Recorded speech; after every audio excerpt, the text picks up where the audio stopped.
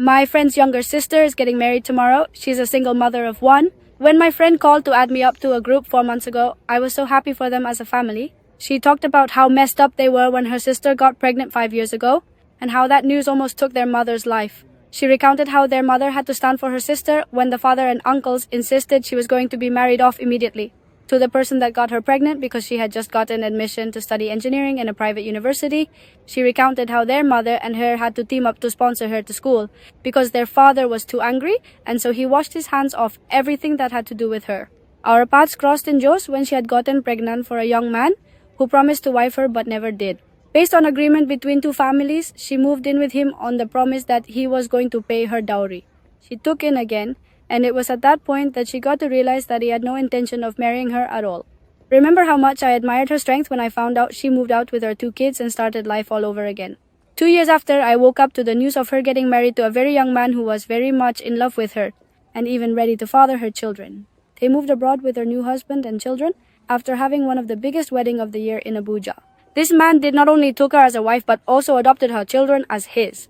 If you do not know the story very well, you will never believe he wasn't their birth father because of how well he treats and takes care of them. I remember in my area 2 years ago, there was a news of a young man who got legally married to a single mother of 3. People talked. There were a lot of hot takes here and there, as everyone was shocked as to how a 32-year-old young man who had never been married before was well-to-do will want to marry someone with 3 children. I think it got worse when he was asked on their bachelor's party why he chose to marry his wife. And he said it's the way she carries and presents herself despite being a single mother of 3. He further revealed that he had never had carnal knowledge of her. Not because he didn't want to, but she was firm to stand her ground on waiting till she was married. He said all his life he has always had it easy with women because of his wealth and good looks, but not with her. Despite everyone's judgment, he shut his ears and followed his heart. This is the thing. I know a bunch of other single mothers with similar stories, but all of them have one thing in common.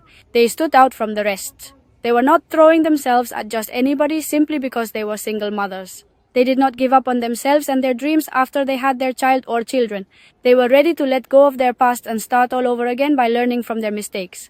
They placed so much value on themselves by the way they presented and carried themselves. See, even as a single mother of 2, I know the number of suitors I keep turning down daily. Even people who once swore they were never going to have anything to do with a single mother. And that is to tell you one thing. What you do with your life after you made a mistake will be the major determinant of how people look at you.